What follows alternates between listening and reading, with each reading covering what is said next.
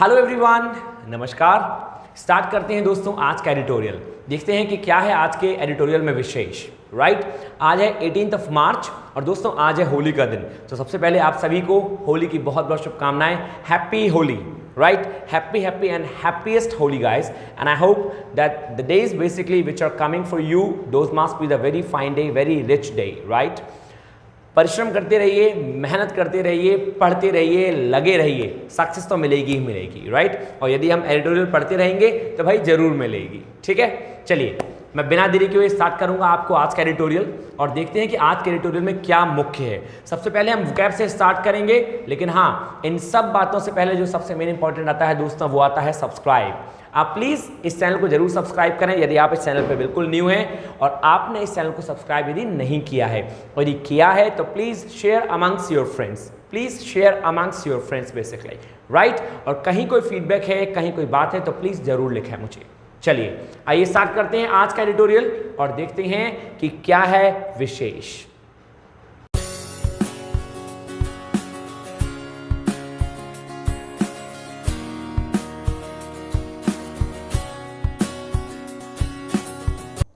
दोस्तों ये है आज की वोकैबुलरी।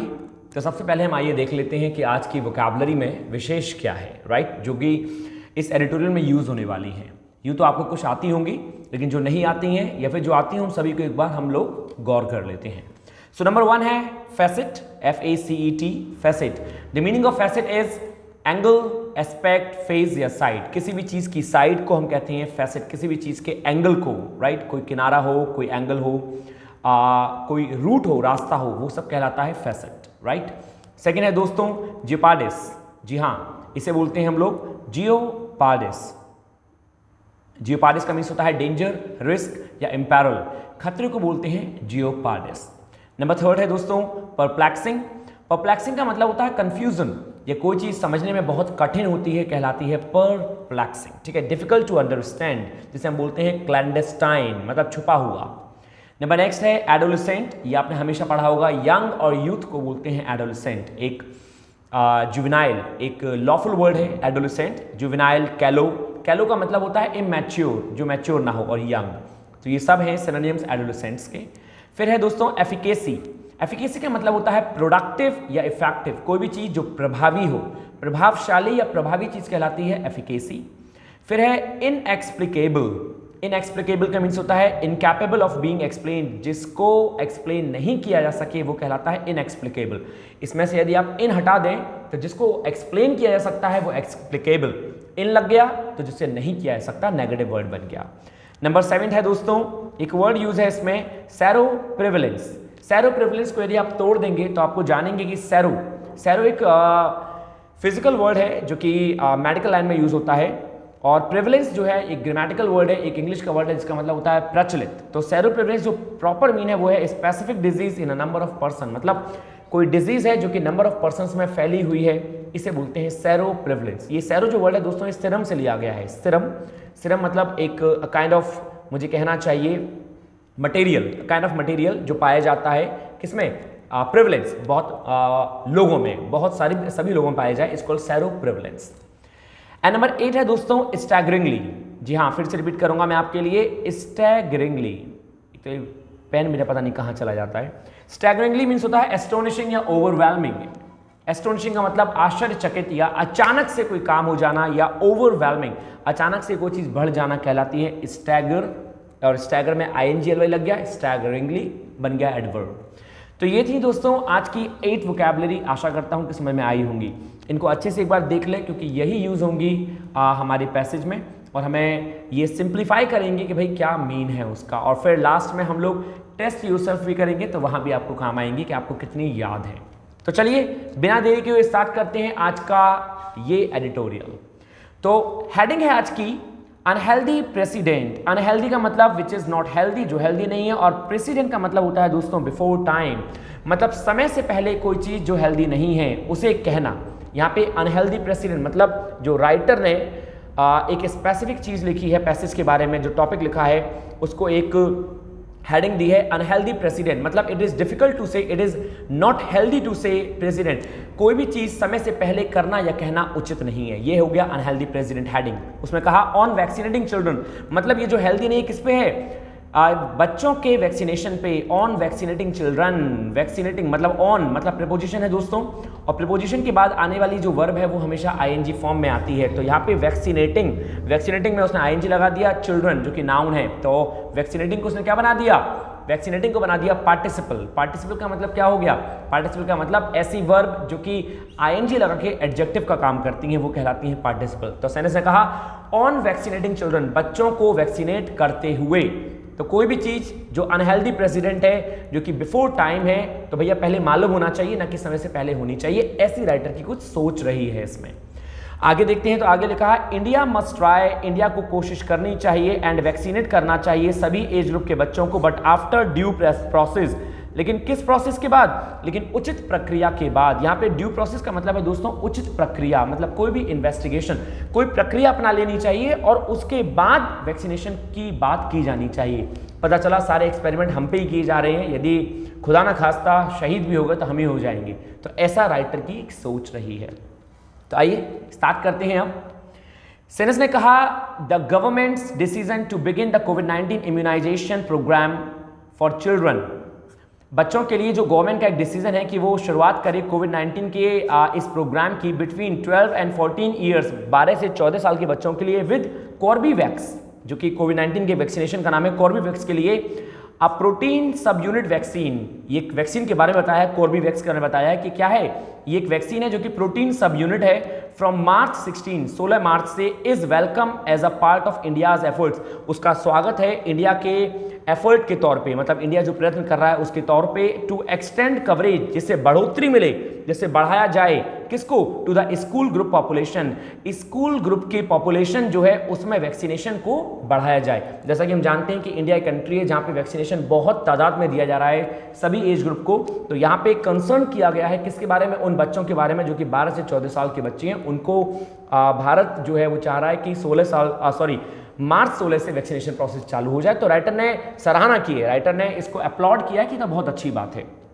अब आगे देखते हैं, उसने कहा but it also raises some concerns, मतलब यहां उसने रायता फैला दिया, राइटर ने कहा लेकिन भैया ये जो बात है ये कुछ कंसर्न पैदा करती है। यहाँ पे कंसर्न का मतलब है चिंता से। अब क्या चिंता पैदा करती है, वन इज, एक तो ये है कि भैया द अर्जेंसी शोन, ये जो जल्दबाजी है ये शो करती है ग्रीन लाइट, हरी झंडी, the vaccination programme for children, बच्चों के लिए जो वैक्सीनेशन प्रोग्राम है in this age group without first seeking the approval, कि कभी कोई अप्रूवल मिला नहीं इन बच्चों के लिए, of the national technical advisory group for immunization NTAGI, NTAGI जो ग्रुप है उसके द्वारा कोई अप्रूवल मिला नहीं है, लेकिन गवर्नमेंट बात कर रही है कि अभी बच्चों को क्या लगवाना है, वैक्सीनेट करना है। और एनटीएजीआई क्या है, एनटीएजीआई के बारे में उसने आगे कहा ये एक बॉडी है whose express mandate is to study various facets, मतलब एनटीएजीआई जो बॉडी है वो स्टडी करती है वेरियस फैसेट्स को, मतलब क्या हो गया यहाँ पे वेरियस फैसेट्स का मतलब हो गया दोस्तों वो बहुत सारे पहलू, वो विभिन्न प्रकार के पहलू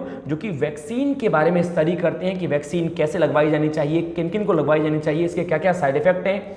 तो पहले भैया एनटीएजीआई इसके बारे में स्टडी तो कर ले, ऐसा राइटर कह रहा है, of the vaccine before clearing, इसको एनटीएजीआई ने अभी क्लियरिंग नहीं दी है, अभी हरी झंडी नहीं दी है, it for the national immunisation programme, किसके तहत, इम्यूनाइजेशन मतलब जो नेशनल इम्यूनाइजेशन प्रोग्राम है जो कि नेशनल तौर पे वैक्सीनेशन करना है उसके लिए अभी एनटीएजीआई ने अभी हरी झंडी नहीं दी है, लेकिन जो भारत सरकार है वो चाह रही है कि 16 मार्च से इसको शुरुआत कर दी जाए।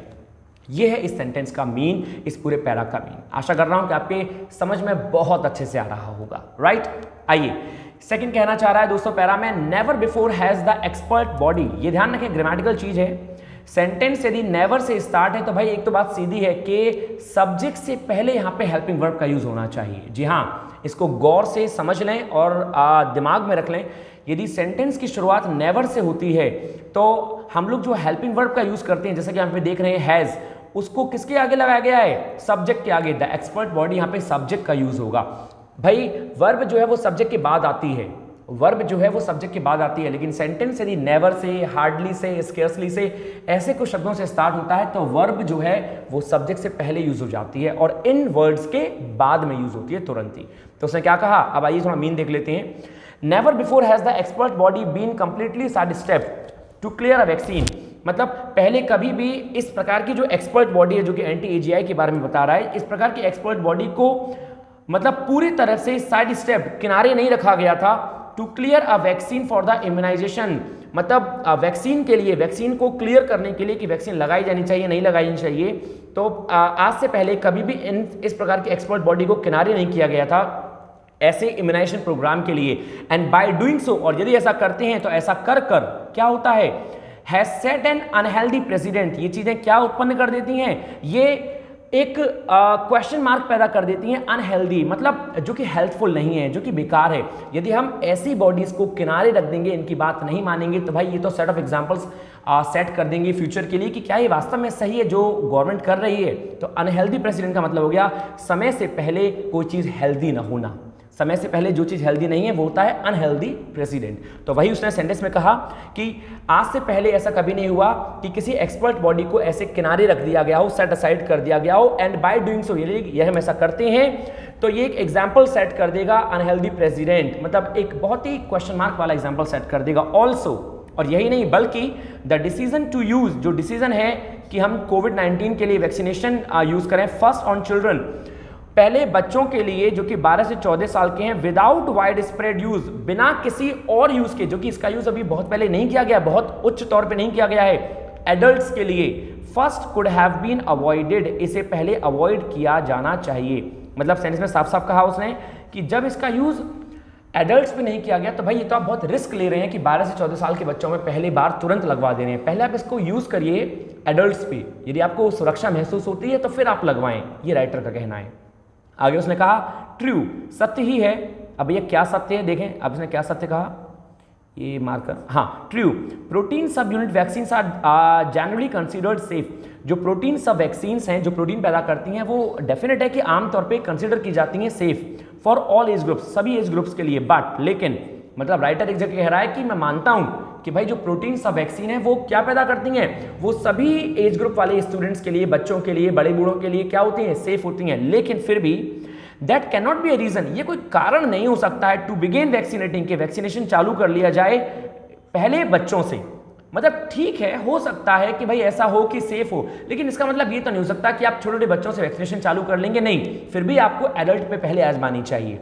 फिर उसने कहा एनी सीरियस एडवर्स इफेक्ट, यदि कोई विपरीत प्रभाव पड़ता है, seen once the immunisation programme के दौरान, begins might cause vaccine hesitancy, तो ये लोगों में वैक्सीन हेजिटेंसी पैदा कर देगा, लोगों में वैक्सीन का डर पैदा कर देगा, एंड जियोपार्डिस, और डेंजर पैदा कर देगा द इम्यूनाइजेशन प्रोग्राम के लिए using other vaccine for children. यदि कोई और भी वैक्सीन लगाई जाने वाली होगी तो उसके लिए भी लोगों में जियोपार्डिस, एक डर पैदा कर देगा, राइट। मतलब यदि हम इसके कोई एडवर्स इफेक्ट हमको देखने को मिले तो लोग फिर बहुत दहशत में घुस जाएंगे, लोग बहुत दहशत में भर जाएंगे और वो अदर वैक्सीन भी यूज नहीं करेंगे। फिर ये था इस सेकंड पैरा का मीन, जो कि सिंपल था, सच्चा था, अच्छा था, राइट। आइए थर्ड में क्या कह रहा है वो, थर्ड में कहा उसने इट इज परप्लेक्सिंग, ये बड़ी अजीब सी बात है, बड़ी क्वेश्चन मार्क वाली बात है, बड़ी संदेहात्मक क्वेश्चन में बात है, that Covaxin which has been use, Covaxin जिसका यूज किया गया फॉर इम्यूनाइजिंग एडल्ट्स, एडल्ट्स को इम्यूनाइज करने के लिए, एडल्ट्स को बढ़ावा देने के लिए, उनमें इम्यून पावर बढ़ाने के लिए, एंड एडोलेसेंट्स, और यंग में जो कि 15 से 18 साल के बच्चे हैं, and whose safety profile is not known, और उनमें भी जिनका सेफ्टी प्रोफाइल पता ही नहीं है कि ठीक हो पाएंगे या नहीं हो पाएंगे, has been excluded for children in the 12 and 14 age group, उनको अलग, मतलब 12 से 14 साल के बच्चों को इस चीज से अलग कर दिया गया। मतलब जो कोवैक्सीन अच्छी थी 15 से 18 साल के बच्चों के लिए, एडोलेसेंट के लिए और एडल्ट्स के लिए, तो भैया उसने क्या कहा कि हैज बीन एक्सक्लूडेड, वो अलग कर दी गई फॉर चिल्ड्रन, किन के लिए, द 12 to 14 एज ग्रुप, मतलब 12 से 14 साल के बच्चों के लिए अलग कर दी गई। मतलब यहां आप हमें कोई नई वैक्सीन लगवाना चाह रहे हैं, लेकिन जो वैक्सीन सब पे आजमा ली गई थी वो भैया 12 से 14 साल के बच्चों के लिए नहीं लगवाई आपने। ये राइटर क्वेश्चन मार्क में कि गवर्नमेंट खिलवाड़ कर रही है भैया यहाँ पे। तो अब आगे देखते हैं कि राइटर की सोच क्या है।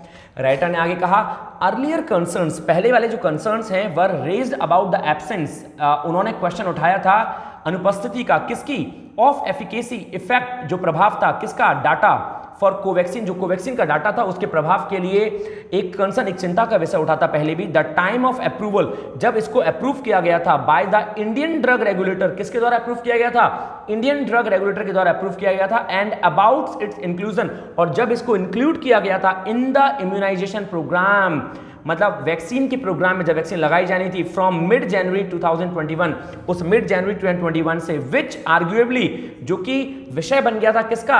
आर्ग्यूमेंट का, मतलब वाद विवाद का, लेड टू वैक्सीन हेजिटेंसी, जिसने लीड किया था किसको? वैक्सीन की हेजिटेंसी को, वैक्सीन के डर को। इन द बिगिनिंग, शुरुआत में। वो इसने क्या कहा भाई, यदि हम पहले वाली चीजों को देखें तो हम जानेंगे एक चीज कि जब कोवैक्सीन लगनी थी तो उसका जो एक प्रभाव था वो भी क्वेश्चन मार्क में था। लोगों को मालूम नहीं था कि वैक्सीन क्या प्रभाव करेगी, क्या नहीं करेगी। तो जो इंडियन ड्रग रेगुलेटर था, द टाइम ऑफ अप्रूवल, जब उसने अप्रूवल दिया था कि भाई कोवैक्सीन को इंक्लूड कर लिया जाए, तभी लोगों में एक वैक्सीन के प्रति क्या थी? जागरूकता नहीं थी, एक डर पैदा हो गया था शुरुआत में ही, जनवरी में। तो भाई अभी भी तो ऐसा हो सकता है, ऐसा राइटर ने कहा। फिर उसने कहा नो लेसन्स, कोई भी lessons seem to have been learned, ऐसा कोई भी लेसन सीखा नहीं गया उस चीज से।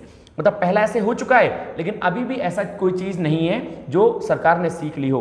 Green lightning Corbevax for children in the 12 to 14 age group, जो ग्रीन लाइट दी गई है, हरी झंडी दी गई है कोर्बीवैक्स के लिए फॉर चिल्ड्रन, उन बच्चों के लिए जो कि 12 से 14 एज ग्रुप के हैं। इवन कब? when data on safety, immunogenicity and efficacy have not been made, जबकि जो डाटा है वो अनअवेलेबल है किसके लिए? इम्यूनोजेनिसिटी के लिए और सेफ्टी के लिए। पता नहीं है कि भाई क्या प्रभाव देगी क्या नहीं देगी।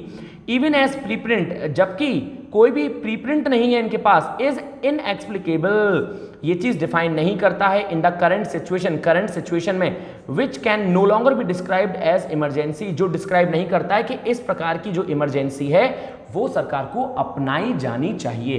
मतलब राइटर साफ साफ कह रहा है, जब किसी चीज के बारे में आपको पता नहीं है, किसी के बारे में प्रीप्रिंट नहीं है आपके पास, तो क्यों बेकार में खिलवाड़ कर रहे हैं, क्यों बेकार में अपना रहे हैं? पहले क्वेश्चन मार्क है इन चीजों पे, पहले एक बार एडल्ट पे ठोक दीजिए। एडल्ट पे आप एक बार ये वैक्सीन लगवा के देखिए, यदि कोई अच्छा प्रभाव पड़ता है तो देखेंगे। This is what writer told, right.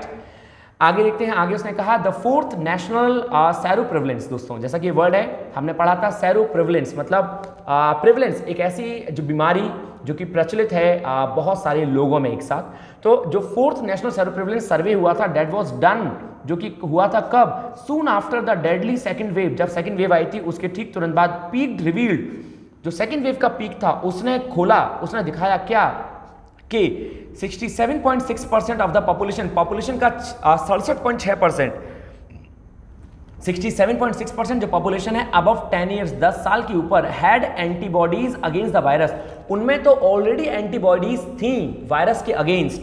The percentage of, मेरा पेन खो गया फिर से दोबारा, यहां पे रहा, the percentage of children in the 12-14 age group, जो परसेंटेज है 12 से 14 ग्रुप के बच्चों का, who would have been infected, जो इन्फेक्ट हुए थे ड्यूरिंग द थर्ड वेव के दौरान, driven by the extremely infectious Omicron, उनको जो एक इन्फेक्शियस एक्सट्रीमली जो ओमिक्रॉन था उसने ग्रसित कर लिया था, उसने पकड़ लिया था variant, might be staggeringly high, वो हो सकता था कि जो बच्चों में ये जो इम्यून सिस्टम है वो कम कर देता और बहुत ज़्यादा स्टैगरिंगली हाई, एस्टोनिशिंग, अचानक से वो हाई बन जाता।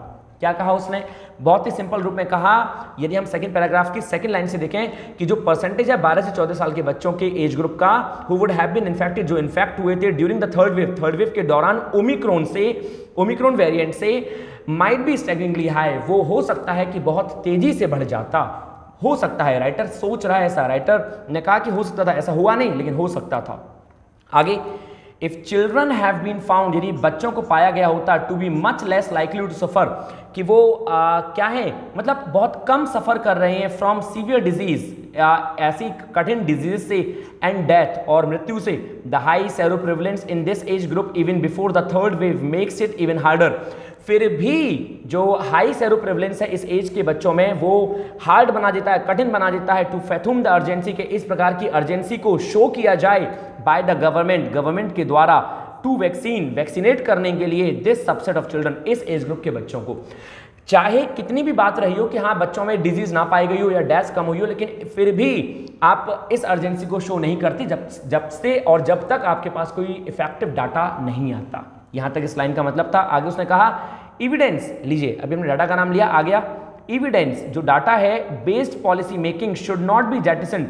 जो पॉलिसी बेस्ड एविडेंस है, जो डाटा है, उसको हम जेटिसन नहीं कर सकते, उसे नकार नहीं कर सकते, अवॉइड नहीं कर सकते, उसे फेक नहीं सकते।